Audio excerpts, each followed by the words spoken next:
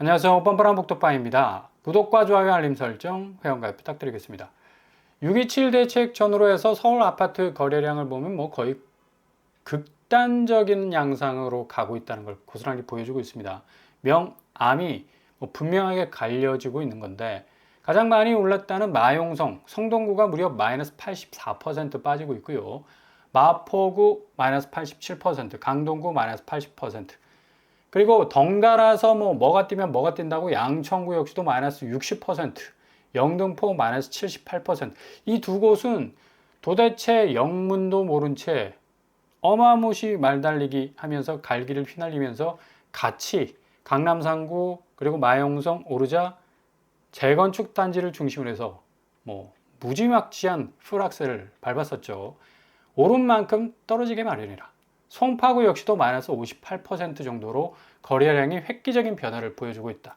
이 거래량 급감은 결국에 가서는 거래가를 확실하게 단절시키는 효과를 가져올 수밖에 없는 거고, 고스란히 실거래가 현장에서 이 하락 소수는 고스란히 샘플로 나타나고 있다는 얘기입니다. 가락현대 7차 송파구에 위치하고 있는 아파트인데 최고가 12억인데 8억까지 떨어졌습니다. 이게 6월 25일. 그러니까 선수들이 냄새를 잘 맡아. 그러니까 이런 분들은 자기가 산 아파트 시세의 한 두세 배 정도를 빼고 빠지는, 빨대 딱 꽂고 또 그 빨대를 빼야 할 때를 잘 아는 사람들이죠. 그래서 선수들이라. 그러니까 투기판에서 빛의 속도로 움직이는 사람들은 일단 고점에서 설거지 다 시키고 본인은 유유히 빠져나오는 그런 선수들 때문에 지금껏 한국의 아파트 시장이, 특별히 강남 3구 아파트는 엉망진창이 됐다. 그만큼 사람들이 실수요자가 차곡차곡 저축해서 내 집 마련하기에는 턱없이 부족한 엄청난 가격 장벽을 세워놨고, 또 거기에 거미줄을 딱 쳐가지고 일단 들어와 안 들어오면 자기가 산 아파트에 두세 배 팔 수 없잖아. 그러니까 사람들이 유인돼서 그 거미줄에 딱 걸려 버리니까 자기는 빠져나오고 거미줄에 걸린 사람들은 허우적거릴 수밖에 없는 거죠. 6월 25일 딱 이틀 전입니다. 규제가 나오기 전. 얼마나 눈치가 빠른지. 시티극동 역시도 송파구에 위치한 아파트인데 최고가 16억 찍었는데 6월 26일, 6월 27일이 대출 규제가 딱 터지던 그 시점 하루 전이었어요. 3억 이상 이하로 빠져나가는 그런 어떤 자기만의 어떤 퇴로를 딱 만들어 놓고 빛의 속도로 그냥 나가버리잖아. 그러니까 여기 물린 사람은 앞으로 내가 송파구 아파트를 잡았기 때문에 더욱더 이 아파트 값이 오를 거다라는 기대감을 가지고 샀지만 3억 싸게 샀네라고 굉장히 기분이 좋았을 거예요. 근데 이제 이후에 대출 규제 딱 터지면서 이게 13억에서 어느 정도 하한선까지 뚜렷하게 떨어질지는 모른다. 혹여 오를 수도 있어요. 근데 지금 분위기상 볼 때 거래량 봤잖아. 거래량이 이렇게 개박살이 나고 있는데 송파구가 어떻게 버틸 수가 있겠습니까? 그러니까 상당히 선수들의 움직임이 기민했다라고 볼 수가 있겠고요. 밤섬, 경남, 아너스빌, 그러니까 마용성 중에 마포구에 위치한 아파트인데 여기 15억 5천 최고가를 찍었다가 10억에 딱 그 가격 자체가 꺾여 나가는 걸 볼 수가 있습니다. 7월 7일, 그러니까 6월 28일 대출 규제가 본격적으로 시작된 이후에 거래된 가격이죠. 10억 정도. 그러니까 집주인이 화들짝 놀라서 아마 5억 정도 더 낮추고 빠져나온 건데, 여기 구축이라서 10억 선상에서 내가 가격을 받아도 이전에 내가 샀던 가격보다 훨씬 더 메리트가 있기 때문에 던졌던 가격이었던 것 같은데, 상당히 지금 집주인들이 불안해하는 그런 어떤 심리적 요소를 충분히 가격 지수에서 읽을 수가 있다는 얘기입니다. 그리고 강서구, 노도강, 금강구는 오히려 강남 3구가 떨어지는 대신에 풍선 효과로 인해서 6억대, 5억대 아파트들 더욱더 치고 올라갈 가능성이 있겠다라는 전망을 무색할 정도로 지금 여기도 거의 반토막 이상으로 떨어져 나가고 있습니다. 13억 3천 최고가를 찍었는데 6월 27일, 그러니까 규제가 딱 터진 날이죠. 7억 1천만 원에 그러니까 후다닥 팔고 나와버린 거예요. 깜짝 놀랐을 겁니다. 규제가 딱 터지니까 아이고 큰일 났다 싶어가지고 오히려 단가를 더 낮췄을 가능성도 있고, 아무튼 여기 아무것도 모르고 사신 분은 잘 샀네, 거의 반값에 샀네 하고 그냥 입꼬리가 귀에 딱 걸렸을 수도 있는데, 이제 6월 28일 이후로 강서구 쪽 아파트가 상당 부분 꺾여 나갈 가능성도 높아서 기추가 주목이 되는 그런 어떤 부분이라 할 수가 있겠습니다. 이런 식으로 지금 거래량이 계속해서 빠개지니까 거래가도 지금 저공비행할 수밖에 없는 거고, 심지어 30호 아파트 매매 계약을 맺었어도 계약금 2억 걸어놨는데 이거 완전히 계약 자체를 파기해버리고 런치는 그런 상황도 발생하고 있습니다. 야, 어떻게 계약금 2억을 날리냐? 1, 2억이 이게 말을 할 때는 1, 2억 굉장히 쉬워. 근데 이거 실제로 내가 지폐를 세보면 1, 2억은 이거 감당하기 힘든 어마무시한 돈입니다. 근데 그 계약금 2억을 그냥 단번에 포기했다는 얘기입니다. 상투 잡았다라는 심리적 부담에 의해서 계약금 손실을 감수하고서라도 포기했다는 얘기죠. 앞으로 집값이 더 큰 파이로 떨어질 것 같으니까 계약금 2억 날리는 거 그냥 보내주겠어 라고 통 크게 그냥 날려버린 건데, 송파구에 있는 한 아파트입니다. 30억대 아파트 매수 계약서 딱 쓰고 보무도당당하게 2억 계약금까지 딱 쐈어. 근데 이거 27일 날 대출 규제 딱 터지니까 야, 이 하락 불안감에 계약금 2억까지도 포기했다는 거. 야, 이거 믿기지 않는 그런 어떤 케이스도 지금 나오고 있고요. 서초구 역시도 계약 해제 건이 계속적으로 지금 증가하는 추세고 5.7% 늘었고요. 강남구 역시도 6.5%로 지금 커져가고 있습니다. 지금 서울뿐만 아니라 경기권, 특별히 매매가 하락도 커다란 파이로 지금 쪼개지고 있지만 지금 전세가가 끊임없는 하락세로 돌아섰어요. 평택시, 지제역 쪽 76% 하락했습니다. 11억짜리가 2억 전세가로 체결이 됐어요. 그리고 고양시, 이것도 72% 빠졌어요. 7억에서 2억 정도. 이거 참 어마무시하게 지금 하락하는 어떤 전세가의 국면을 볼 수가 있는데, 하남시도 71%, 7억에서 2억. 그리고 고양시 덕양구 역시도 80%. 야, 여기는 6억에서 1억까지 그냥 내리꽂히는 거의 나이아가라 폭포 수준이네요. 80% 전세가 하락이면 이거 아찔아찔한 어떤 이 하락 파일을 보여주고 있는데, 지금 실질적으로 집주인들 입장에서는 오빠 시리즈 지금 등장하고 있지 않습니까? 전세 살 사람 못 구하겠어. 그러니까 집주인들이 어떻게 해서든 세입자 구해야 되는데 소유권 이전 조건부 전세 대출 금지, 전세 시스템 자체가 이제 붕괴될 국면에 와 있으니까 월세화로 가속 페달을 밟고 있는 거고, 지금 서울에서는 메이플자이가 지금 이런 어떤 위기감을 고스란히 느끼고 있는 거죠. 고강도 규제를 정부가 더 단호한 이 추세로 밀어붙일 지금 공산이 크기 때문에 세입자의 전세 대출을 집주인의 DSR로 산정하는 방안도 지금 플러스 알파로 내놓고 있다는 얘기입니다. 이거 굉장히 타이트하거든요. 그러니까 세입자가 전세 대출 받는 것도 집주인의 DSR 고스란히 반영이 돼버리면 앞으로 임대인의 상환 능력치 그에 따라서 전세 대출이 이루어지게 되는, 어찌 보면 전세 사기 예방 효과도 있을 수 있어요. 아마 가능성 굉장히 커 보입니다. 그만큼 갭 투자가 지금 부동산 시장에 모든 집값을 들썩거리게 했던 가장 근원적인 밑불이었기 때문에 그 밑불들이 살아나가지고 완전히 그냥 모든 집값들을 불태우는, 이게 소실시키는 게 아니라 완전히 용광로처럼 끓어오르게 만드는, 펄펄 끓어오르지 않았습니까? 서울의 집값들이. 그러니까 더 높은 고강대 규제를 내놓는다면 세입자의 전세 대출, 집주인의 DSR로 산정해버리면 이거 꼼짝마가 되는 거죠. 일단 우리나라에서는 전세 대출, 그러니까 무리한 전세 대출만 안 받았어도 집값 자체가 이렇게 용오름 오름처럼 그냥 수직으로 상승할 이유가 전혀 없는 겁니다. 그냥 전세 끼고 무조건 공격적으로 많은 사람들이 상급지 중심으로 해서 집을 사들였기 때문에 집값이 들썩들썩 거렸던 거 당연한 거고요. 이 전세 대출만 어느 정도 조정이 된다면 그동안의 주거비 폭등시켜 또 무주택 서민들의 삶을 힘들게 만들었던 어떤 원인을 제거할 수 있는 아주 획기적인 어떤 대안이 될 수도 있겠죠. 결국에 가서 그렇게 무분별한 어떤 전세 대출이 은행들 돈벌이만 해준 거 아니겠습니까? 빨대 딱 꽂아놓고 또 매매 그리고 전세 뭐 왔다 갔다 하면서 고객들의 뭐 등골에 딱 빨대 꽂아놓고 쪽쪽 빨아먹는 그런 어떤 수익률 극대화를 이룰 수 있는, 어차피 은행은 뭐 영리단체이기 때문에 그 수익률 구가하는 거 뭐 어떻게 비난할 것도 아닙니다. 결국 기업이기 때문에 기업은 뭔다? 수익을 내야 돼요.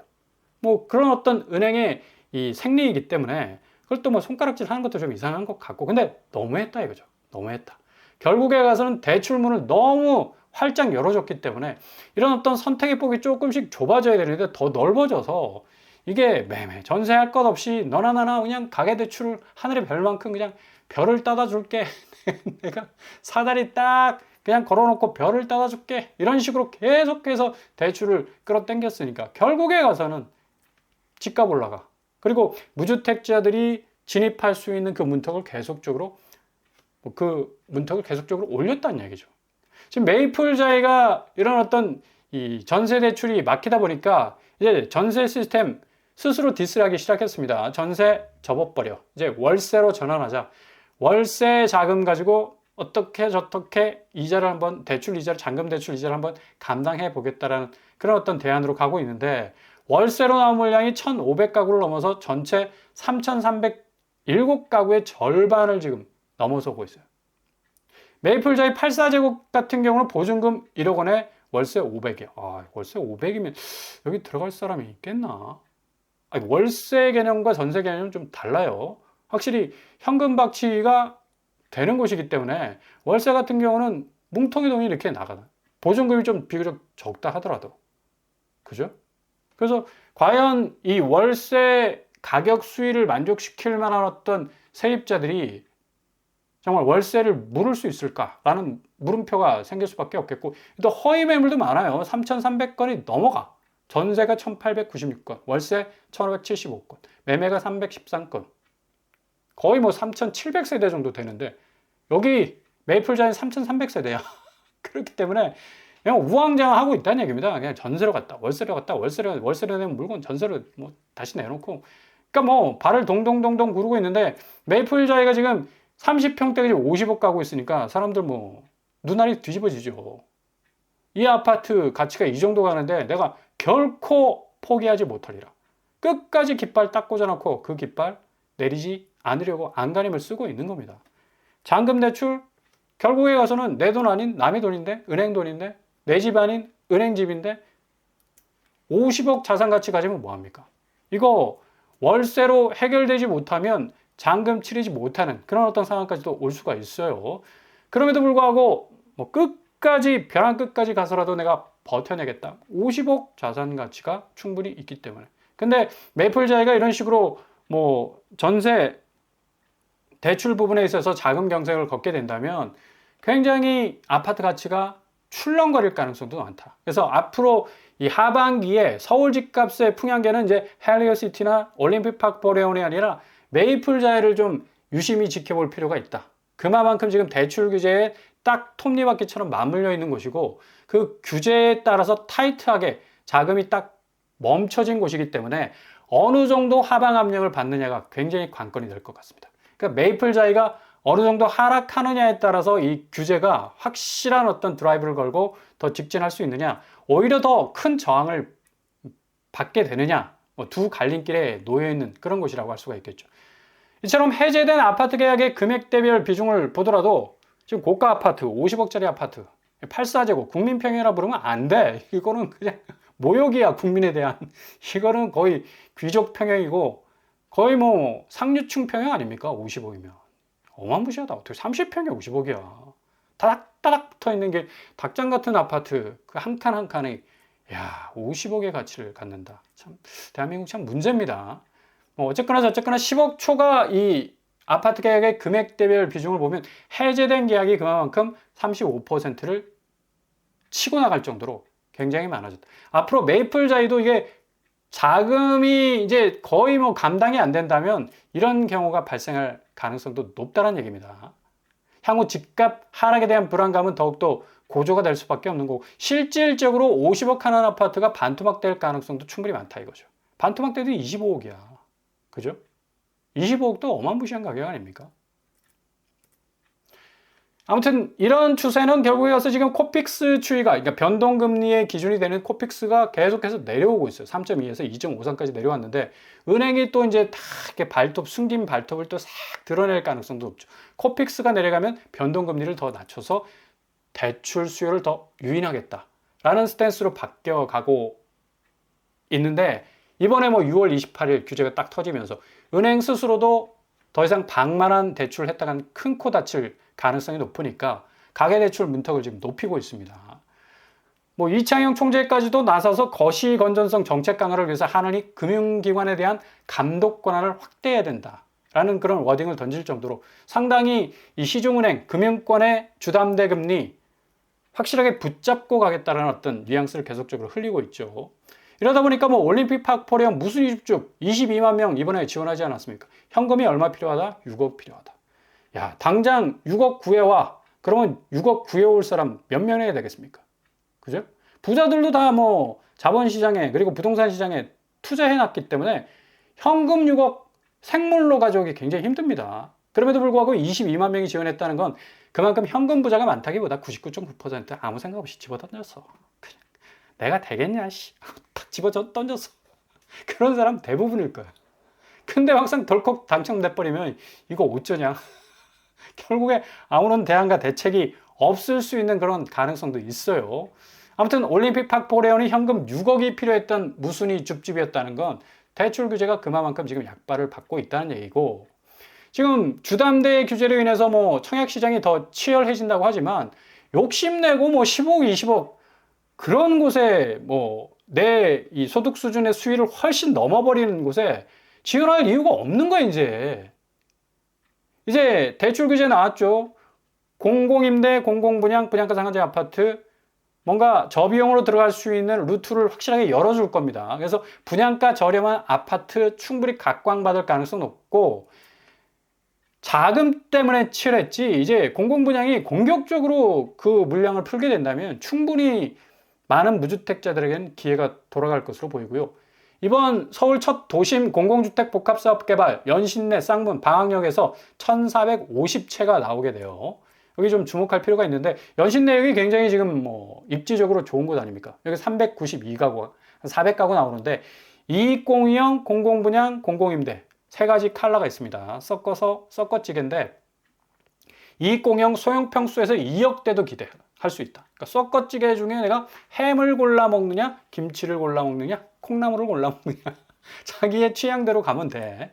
그러니까 자기 어떤 소득 기준 따라서 이제 가면 된다는 얘기입니다. 뭐 껍데기 굉장히 멋있어 보이죠. 확실한 랜드마크네. 그리고 연신내역은 3호선, 6호선, GTX-A 2노선, 뭐 쿼드러플 역세권을 딱 끼고 있어서 뭐 남부러울 것 없는 교통환경 가지고 있습니다. 근데 2억대로 딱 진입한다고 생각해 보십시오. 뭐 이 정도 되면 뭐 15억, 20억 하지 않습니까? 서울에. 강남권 같은 경우는. 비강남 은평구도 뭐 5구 제곱이 11억, 힐스테이트 메디아라 그렇게 나왔는데 충분히 저공 비행해서 진입할 가능성이 있다. 굉장히 입지가 좋죠. 그리고 이 쌍문역 동서, 여기도 쌍문역 껍데기 굉장히 좋습니다. 브릿지도 딱 연결이 됐네. 쌍문역 동측 도심 복합사업 639가구. 서측도 좀 오픈하게 되죠. 여기도 컬러가 세 가지. 공공분양, 이익공유, 공공임대. 그러니까 얼마나 좋습니까? 그러니까 내가 뭔가 취하고 싶은 대로 픽하면 된다는 얘기입니다. 충분히 자금 계획을 세울 수 있어. 공공분양은 좀 착실하게 좀 자금이 어느 정도 쌓이신 분들. 이익공유형은 내가 돈이 없어. 그래도 좀 진입하고 싶어 하는 사람들. 공공임대는 내가 지금 당장 급하게 집 살 필요 없어. 그래도 10년, 20년 안전하게 안전만 걸고 있을래. 하는 사람들이 진입할 수 있다는. 그러니까 이런 세 가지 컬러로 좀 나와야지 무주택자들이 정말 내 집 마련 걱정 안 할 수 있는 선택지가 생길 수밖에 없는 거죠. 두산건설로 이제 시행사가 딱 정해졌고요. 1, 2호 도심복합 사업으로 이제 지정이 됐는데, 쌍문역 서측, 쌍문역 동측, 동서로 나누어져서 이렇게 진행이 되겠습니다. 그리고 방학역 도심복합 사업도 방학역하고 뭐 거의 뭐 딱 붙어 있죠. 여기도 420세대. 여기도 공공분양, 이익공유, 공공임대. 그러니까 이런 식으로 이제 앞으로 분양이 나온다는 얘기예요. 그러니까 세 가지 컬러로 하나의 단지가 그냥 일반 공급으로 나오는 것이 아니라 공공분양, 이익공유, 공공임대. 자기 사정에 맞게, 환경에 맞게 나오게 된다면 충분히 진입할 그런 어떤 가능성이 높아질 수가 있다는 얘기죠. 그러니까 너무 서두르지 마시라. 조급해하실 필요 없어요. 아유, 빨리 집값 떨어져야 돼. 집값 떨어지게 돼 있습니다. 지금 상황에서 새 정부가 집값 떨어지지 못하면 지금 경제 근간이 지금 위기가 올 수 있어. 그러니까 자본시장이 좀 단단해져야 되기 때문에 자산시장에서 확실하게 흘러갈 수 있는, 쿨링할 수 있는 그 뜨거웠던 집값들을 좀 다운시켜서 자본시장이 좀 단단해질 수 있는 그런 어떤 이 자본의 흐름, 수로를 만든다면 확실히 더 한국 경제는 살아날 수 있는 가능성이 크죠. 그리고 무주택자들 정말 저비용으로 진입할 수 있는 기회도 생기게 되고. 아무튼 지금 아파트값이 비정상이잖아. 정상적으로 가는 그날까지 좀 잘 기다리시면서 기회를 잡으시면 되겠습니다.